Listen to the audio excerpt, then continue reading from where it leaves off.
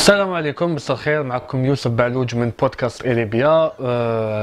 كما على بالكم برنامج الفنكوش كان مفترض انه نطلقوه قبل فتره وتاخرنا في الموضوع هذا، وما كناش ناويين انه نطلقوه، خاصه في هذه الفتره انه انا مشغولين باسبوع يوتيوب المراه العربيه.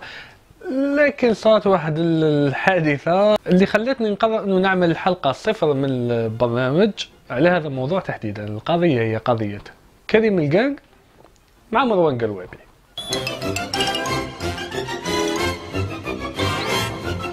بعدنا عسل الفنكوش وصل. ما هو بيك على الوالدين ما يجمع.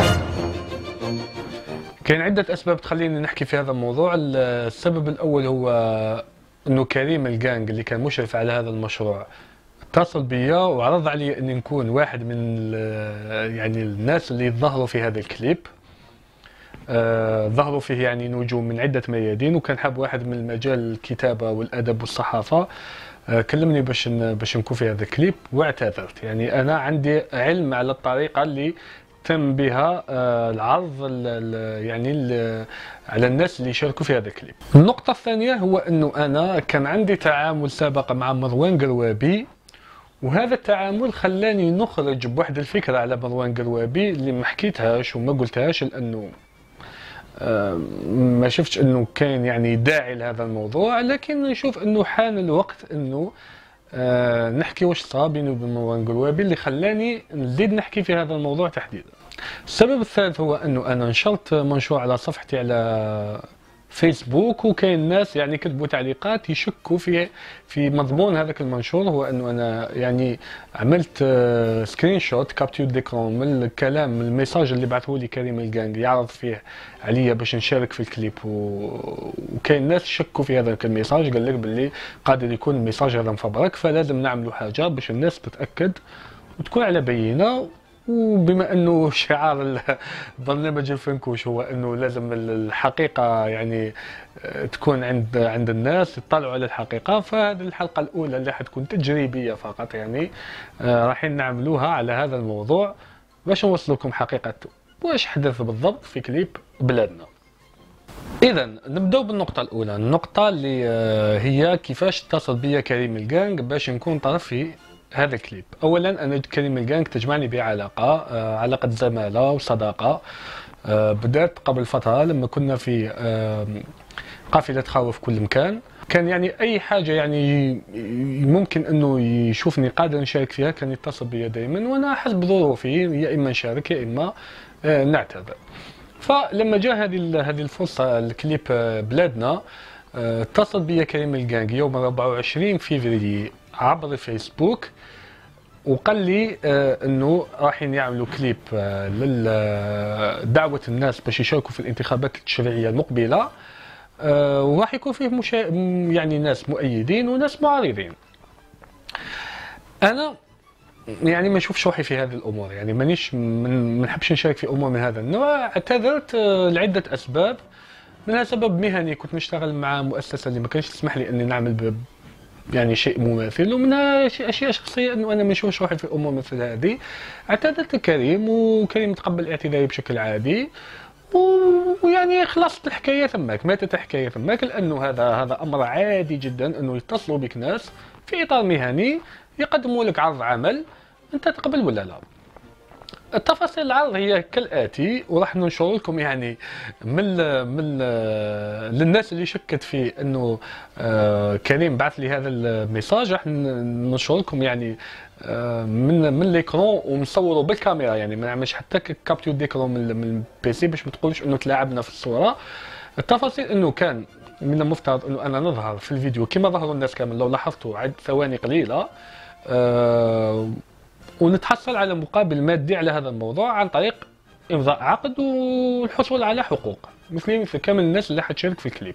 الشيء اللي حدث انه انا يعني سواء بمقابل ولا بغير مقابل انا ما كنتش حددت اصلا اني نشارك في الانتخابات التشريعيه، واصلا مانيش يعني ما نشوفش روحي ممكن نشارك في هذا النوع من الاعمال. اعتذرت، كان يعني غيري بزاف ناس شاركوا في هذا الكليب، وهذا الامر يعني هو امر شخصي يعود لهم، يعني مش هذا هو موضوعنا. يعني هل مشاركتهم كانت يعني ايجابيه ولا سلبيه ولا تلقي الشارع لها. يعني انا واحد من الناس كنت نتوقع انه الشارع يتلقى هذا الكليب بشكل سلبي. مش هذا هو موضوعنا هو طريقه الاتصال. طريقه الاتصال تمت بهذه الصوره. يوسف راح نعملوا كليب، راح يكون فيه مؤيدين ومعارضين، ما حين يعني نروجوا لحتى طرف سياسي، فقط انه الكليب راح يكون لدعوه الناس للانتخابات، كاين مقابل مادي للمشاركه، والتصوير راح ياخذ دقائق قليله فقط. نظن انه الناس كامل تم الاتصال بهم بهذه الطريقه، فلهذا استغربت بزاف حكايه انه مروان قروابي قال بعد ما نشر الكليب انه خدعوه وهفوه وكذبوا عليه وما الى ذلك. يعني من اصل كل الناس اللي يشاركوا هو يعني نجم النجوم اللي لازم الناس يخدعوه باش يشارك في كليب من هذا النوع. امر غريب جدا وامر معيب جدا. يعني عيب انه الواحد يدعي امور ما عنده حتى اساس من الصحه. الشيء اللي حدث امر غير مقبول، بخلاف الحكايه انه انا تم الاتصال بي وعلى بالي كيفاش تم الاتصال بالناس اللي شاركوا في هذا الكليب. عندي حكايه مع مروان قروابي اللي خلاتني نزيد نشك انه ما راش يقول في الحقيقه، لانه ممكن الناس تقول مروان قروابي اتصلوا به بطريقه اخرى وانت حكاوا معك بطريقه، هذا احتمال مستبعد. لكن معليش انا نقول لكم انه عندي قضيه مع مروان قروابي، قصه معاه اللي خلاتني نزيد يعني نشك اكثر واكثر باللي ما راش يقول في الحقيقه. القصه هذه ترجع لعام 2015 لما انا كنت كصحفي نتعامل مع موقع اسمه موقع رصيف اللي هو موقع عربي، وكنت نعد يعني حتى قبل اطلاق بودكاست اريبيا كنت نعد في تقرير على اليوتيوبرز في الجزائر، فاخترت يعني توب 10 تاع اليوتيوبرز القنوات الاكثر اشتراكا في الجزائر. يعني كان هذا هو المعيار، القنوات الاكثر اشتراكا في الجزائر، واتصلت بكامل الناس اللي راهي في التوب 10 بلا تحيز بلا حتى اقصاء لاي واحد، لانه عملي كصحفي محترف يعني يوجب عليا ويحتم عليا انه نتصل بهم وما نقصي حتى طرف. واحد من الناس اللي اتصلت به هو مروان قروابي، لانه في هذاك الوقت كانت قناته ضمن القنوات ال10 الاكثر اشتراكا في الجزائر. وحكيت معاه وقلت له مروان انه انني نعد موضوع على القنوات تاع اليوتيوب ونسطر 70 مره على قنوات اليوتيوب الجزائريه الاكثر اشتراكا، وانت بما انك راك واحد منهم راح نحكيو معاك على التجربه تاعك وكيفاش بدات وين وصلت الان. حكينا بشكل عادي وكما حكيت مع الناس كامل بشكل عادي وفي اطار محترم ومهني. ولما نشرت الموضوع نسلته لمروان مثل ما نسلته لكامل الناس. 9 من اصل 10 كانوا مشاركين في هذا الموضوع، كلهم تلقاوا الموضوع بصدر رحب، وبالعكس فرحوا انه كاين وسيله اعلاميه عربيه اهتمت باليوتيوبرز في الجزائر. الوحيد اللي اعترض واشتكى وقال كلام غير لائق هو مروان قروابي. قال لي ويسمح لي صديقي امين تفاحه لانه انا ما كنتش حاب نجبد هذه الحكايه اطلاقا، ما كنتش حاب نحكيها. هذه حكايه يعني صارت بيني وبينه وما كنتش حاب نجبد هذه الحكايه باش ما نجرح حتى واحد. بعد ما شرت الموضوع ارسل لي تعليق فيه يعني قله احترام للناس الاخرين، يقول فيه انه كيفاش انا تحطني مع تفاحه وهذو جماعه، شكون فيهم اللي ناجح كيما انا، شكون اللي فيهم اللي دار سيري ناجحه في لاتيلي كيما انا.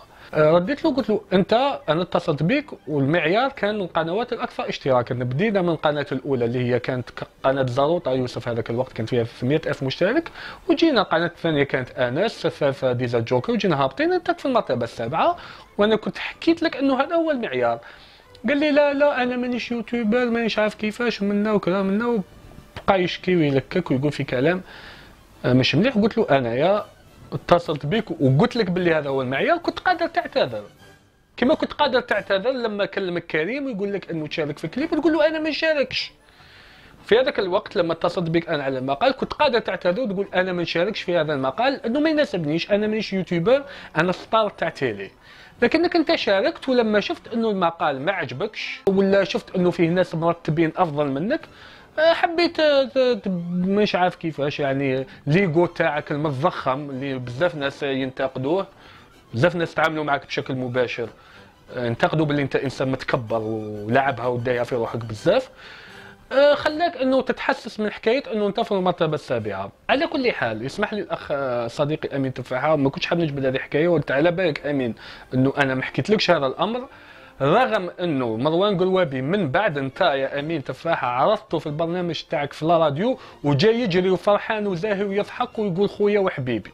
انا واحد من الناس ما نشوف امين تفاحه ماهوش من المستوى تاعي، كيعرضني لا تيلي ما نروحش، ولا يعرضني لا راديو ما نروحش.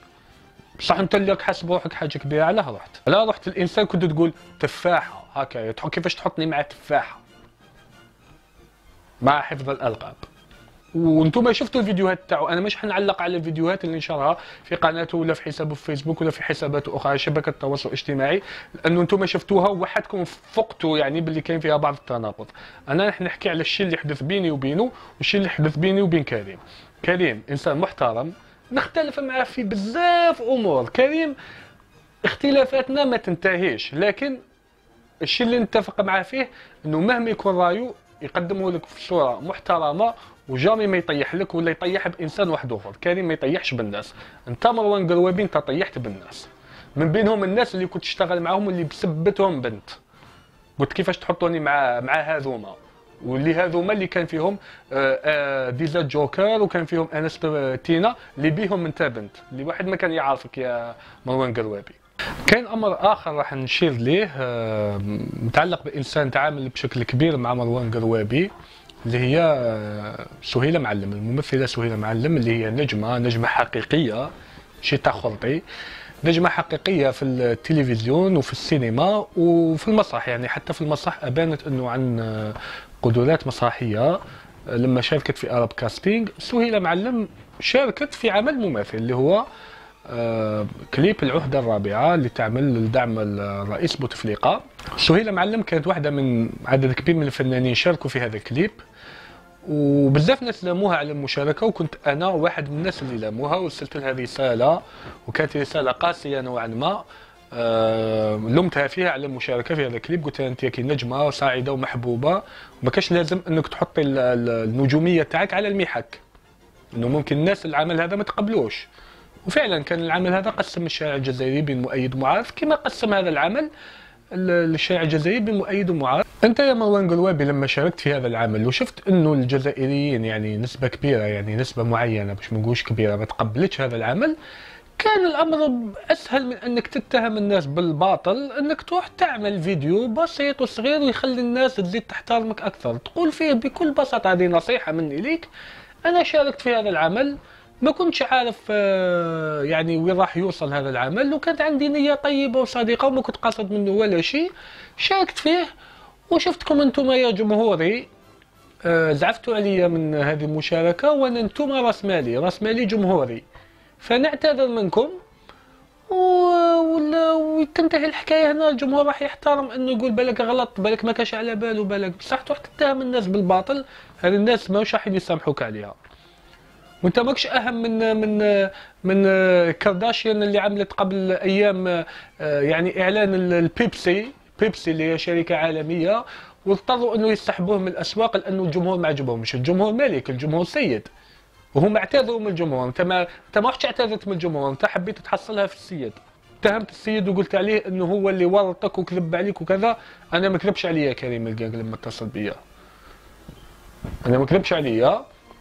انت ممكن تدعي انه كذب عليك، لكن انا نقول للناس بلي انا ها واش قال لي كريم القاق وعندي الادله، والحمد لله انه بعثها لي ميساج، لانه لو قلت انه حكاها معايا في التليفون ممكن ما تصدقوش. يعني عندي الرسائل يعني اللي هي دليل صريح وواضح. فحط رجليك شويه في الماء البارد، ما تتهمش الناس بالباطل، دير في بالك باللي الناس كامل اللي شاركت مع كريم القاق في هذا الكليب هي عارفه الحقيقه، وبالك انت تحسب باللي انت اقوى من كامل هذو النجوم، لانه كامل قادرين يقولوا الحقيقه، وكامل قادرين يهاجموك، وكامل قادرين يضيعوا لك المستقبل تاعك في الفن لو كل واحد فيهم يحكي واش صار. احترم روحك، قادر روحك، قادر الناس اللي يتبع فيك، قادر الشارع الجزائري اللي هو يشوف. يعني كامل الناس تغلط، كامل الناس قادره تغلط، كامل الناس قادره تغلط، بصح ماشي كامل الناس بعد ما تغلط تعمل الشيء اللي عملته انت. انت وليد فنان كبير محبوب في الشارع الجزائري الله يرحمه، ناس كامل تقادروا يعني شرف اسم العائله تاعك.